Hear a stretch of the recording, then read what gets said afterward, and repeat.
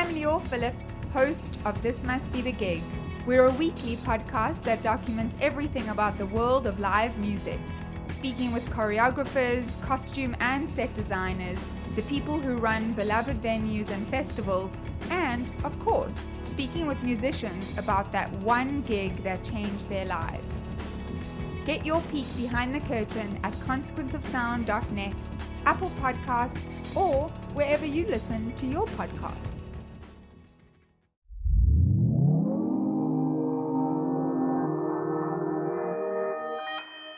Consequence Podcast Network.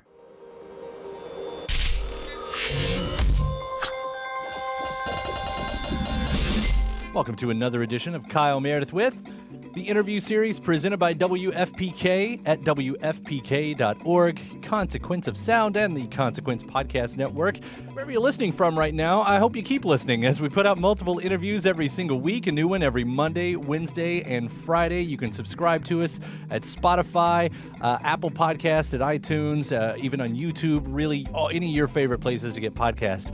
Type in Kyle Meredith with, hit subscribe. We'll keep bringing the great artist conversation straight to your listening device. I'm Kyle Meredith. Today, my guest is Phantogram. Going to be talking with both Josh and Sarah about their brand new record, fourth album. It's called Ceremony. It comes after a dark period in their life, as it's been talked about with their third record 4 years ago, which was written a lot about Sarah losing her sister to suicide. This is coming back out into the light. This is reclaiming their lives, and as they'll tell you about, really paying attention to their own mental health and trying to get out of the bubble that a band lives in when they're on tour. We're going to talk about all of that, the dangers that artists do face when they're in that in that period of their career, and how all of that's worked itself into this record. A record that was also recorded in Joshua Tree. We'll hear about the opening track, Dear God, as a sort of prayer. And their lyrics, as fans, we tend to really look at those lyrics, and a lot of times they're not obvious. That's on purpose. So we'll get into that. And co-writing, too. One of the songs on here, Into Happiness, is co-written with Billy Corgan, Smashing Pumpkins' Billy Corgan. I want to hear about that experience. And we'll talk about the other side of the generations of the newer artists. Artists like Billie Eilish have come out and named Phantogram as one of her biggest influences, even covered their songs. And that's got to really be a special moment in an artist's career. It's also the 10th anniversary of their debut record, Eyelid Movies. So we're going to revisit that one, see how it looks a decade in the rear view, and so much more. Let's get into it. The new record is called Ceremony. It's Kyle Meredith with Phantogram. Thanks for having us. I'm in love with the new record, Ceremony. It's so great to hear from you all again.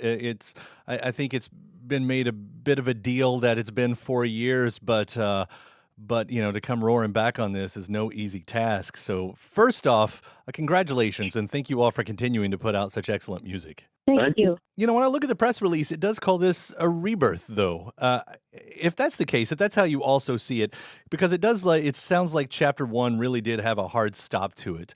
What is the story here? What makes this such a rebirth for the band? We have, as you may know, we've been a band for 10 years, and our first album was released 10 years ago. So we've kind of we've sacrificed a lot, and we've kind of put life on hold for the love and passion we have for Phantogram, and it's kind of like our baby in a way. But it also comes with certain consequences of, I don't know, I guess putting life on hold, but also putting your problems on hold, putting your relationships on hold, possibly, and just kind of everything, even everything that you own on hold. Like, I have a storage unit in Brooklyn that was full of my stuff for just years and years that I didn't have any place, anywhere type kind of feeling. And I think the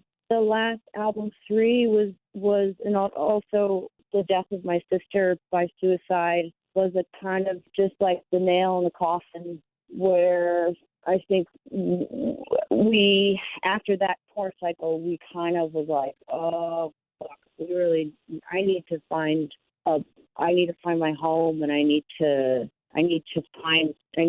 have something that grounds me, keeps me kind of sane. And I think this album really speaks on that for the both of us, because it's finally, like, it's all of the songs are kind of I guess based around that, but also just based around life in general, love, and what we always kind of gravitate to right towards. But that's kind of in a nutshell, I think, where we see the album and what it kind of means to us. I mean, I think it's a rebirth because it's just gain of new perspective, living life and in the real world again. And also we recorded the album in a more our kind of vibe situation at our studio on Sarah's property, where it was a lot like how we were originally set up, where on the East Coast, where we were on our own clock and did everything on our own terms and just kind of freely created and had a good time. And, you know, it wasn't as clinical making the record in a studio or anything like that. So, you know, I think a lot of a gain of new perspective has a lot to do with it. That new studio, I mean, this is a West Coast thing, right? I was going to ask, like, how important a part, even beside the studio, does L.A. and Joshua Tree as locations play into this record? You can definitely hear the inspiration of Joshua Tree in a few of our songs. I think it's more about the idea of being in isolation, or I guess maybe no distractions, or in our minds, we can shut out the world. Getting to that moment, you know, having that part where you've got to put the brakes on, where you've got to, as you say, kind of try to take your life back or take stock of it. Is there a bit of that staring into the abyss in those uncertain moments? I mean, was it ever the case of like, how do we go on? I don't think so. No, because we knew that we were still going on, and we will always, like, that there's no question, I think, and there's no like hopelessness by any means. It was just like a step back and being like, oh shit, we should probably take care of ourselves so we can continue to do this forever, and listen to our, you know, take care of our mental health, or else we've got nothing really. So yeah.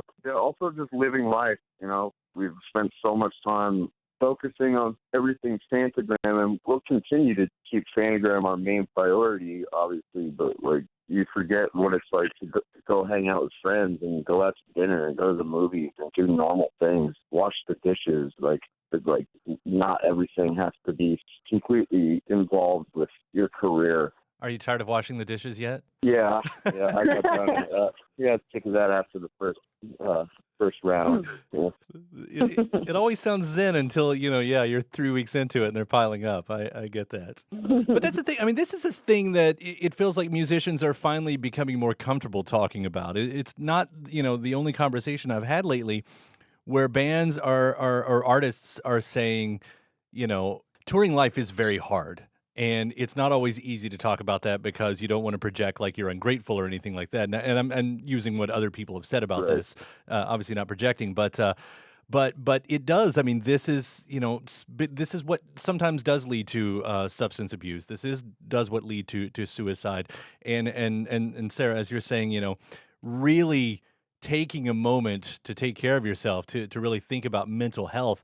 Like, this is still sort of a new thing that people are able to take control of in a musician's career, right? Yeah, I mean, it's a strange bubble we live in, especially the tour bubble, where you're the star of the show and everyone wants to come see you and celebrate you and also have an exciting night for their own. But it's our job at the end of the day, and there's only like a certain.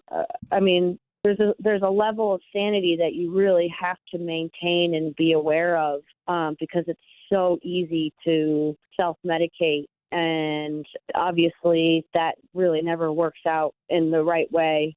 So but if it's always around you and everyone's always just praising you, it's hard to get away from it, and it can become, you know, turn into a habit, and then potentially turn into an addiction, and then there's depression, and then there's that vicious cycle. And I always turn back to thinking about cycles and spirals, and which reminds me, like, in a spiral is a really great example of just that type of mentality of like you're stuck and you don't know if you're ahead or if you're behind or where you really are, and it can be scary. It can get scary. Does as you get into the record with Ceremony, then that very first song with Dear God, does that speak to a lot of what you're saying here? Because I mean, just those two lines, like, is this a sort of prayer to open up the record? Yeah, it's kind of about just like asking for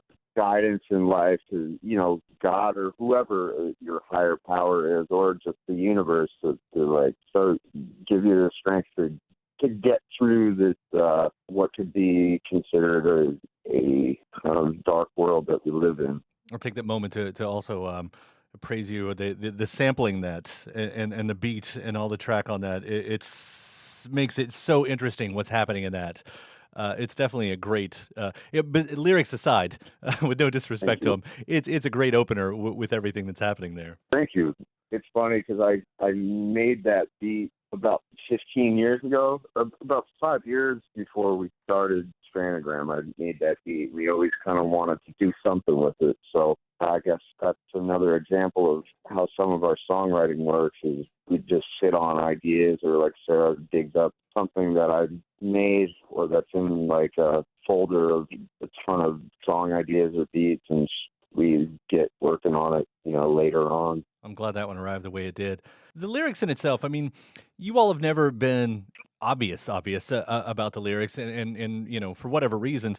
I was wondering, like, do you sort of see the way you write as a puzzle to be deconstructed? Is that on purpose? That sort of obscurity? Often we do, because we don't really like to be too on the nose with anything, and we want our listeners we wanted to take our listeners for like a journey throughout their imagination and kind of interpret things how they wish, Yeah, I wouldn't say necessarily a puzzle, because that makes me feel like we want to make it confusing, but more of like a color paint by numbers or a sketch of an idea, and we want the listeners to paint in their own colors, I guess. I love that description. You lay the foundation, everybody else fills it in.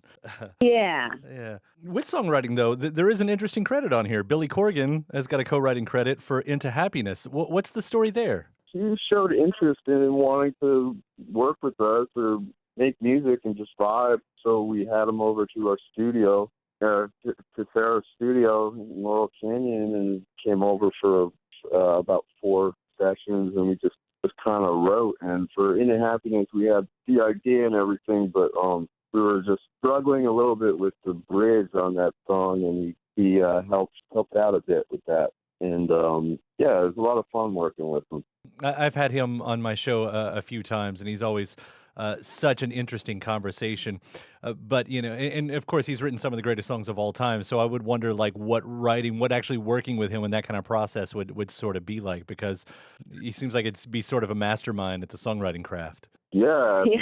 I think that he's a genius, having him in for the first time. I think we were all kind of nervous because, Siamese Dream is one of my favorite albums of all time, really. And but we quickly settled into working with him. He's a good dude, a very smart guy, obviously an interesting personality as well. I'll bring up on the flip side, so there's one generation on the other side. Now you all are to the point, having been over a decade into this career, you are having some of the younger artists come out and talk about you all. Of course, one of the biggest ones most recently might have been Billie Eilish. Like, these artists are talking about you all helping them find the sound that they're also creating, and you're help shepherding in this sound that maybe you've been doing into even more mainstream. Do you see any of that return come back to you, whether it be in fans or just whatever? Yeah, I love the idea that an artist that's inspired by us in our sound is a pop star, like you would relate her to Britney Spears. Mm-hmm. Like, I just think that it's the coolest thing, 2020, and kids get to look up to a rad artist that is real and honest and extremely talented, and I love being able to say that we influence other artists, and it's great when we hear that from people, and we just, even when we hear it in their music, it's like, oh, cool, this is great, wow, would never have thought, you know. It is some of the most interesting stuff going on in pop, and I'm very hopeful, because usually when something happens, when something new happens, you'll have a lot of other artists who will kind of follow suit in that way. And so if you all are somewhat responsible for, a movement in that vein, I think that could be the best thing that could happen to pop music. So, an early thank you for that, hopeful thank you for that. Yeah. It's great stuff. It's great stuff that you all have Yeah. been doing, the whole time. And as you mentioned, with Eyelid Movies just turning 10, it was kind of a fun time to go back and re-listen to that, as if it's gone away, because I guess it hasn't. But does that album now, now that it's in the past, does that sound any different nowadays? Is there more clarity in the moments that happened? I mean, what's your kind of sight on that record? I'm still really proud of that album, and it sounds timeless. It doesn't sound like it's stuck in some kind of fad that was happening in 2010 with indie music or alternative or whatever. I don't even know what kind of music we make is really, but and that's what we strive for still today in 2020, is to create music that's fresh and interesting, that isn't conforming to any kind of current trend. So hopefully in the year 2030, we can go back and listen to Ceremony and feel the same way. I love what you all are doing. From that first record to this one, I'm in love with Ceremony too. So again, congratulations on the record. Thank you for making the music, and thank you both for taking the time to talk today. I really appreciate it. Yeah, thank you. It's our pleasure. Thank you very much. No problem. You all take care out there, and I'll be listening. We'll all be listening. Great, man. Great. Thank you so much. All right, bye. Awesome. All right. Bye. Cheers. Bye. My thanks to Josh and Sarah. The brand new Phantogram record is called Ceremony, and it's out now. Thanks to you as well for checking out the episode. Before you get out, I hope you do subscribe to the series if you're not already a subscriber. Again, we have new episodes every Monday, Wednesday, and Friday. If you enjoyed this, there's lots more where it came from. Spotify, Apple Podcast, and iTunes, YouTube, or wherever you get your podcast from. Head there, type in Kyle Meredith with, and subscribe. If you're already a subscriber, hopefully you'll give the series a rating, maybe even leave a review, or just a hello or something you liked about the interview. After that, head to WFPK.org. That's where I do a show Monday through Friday at 6 p.m. Eastern. It's an hour full of song premieres, music news, anniversary spins, and bonus interviews. Again, that's WFPK.org. ConsequenceOfSound.net has your music and film news. You can also find me on just about any social media platform at Kyle Meredith. That does it for another edition. I'm Kyle Meredith. I'll see you next time.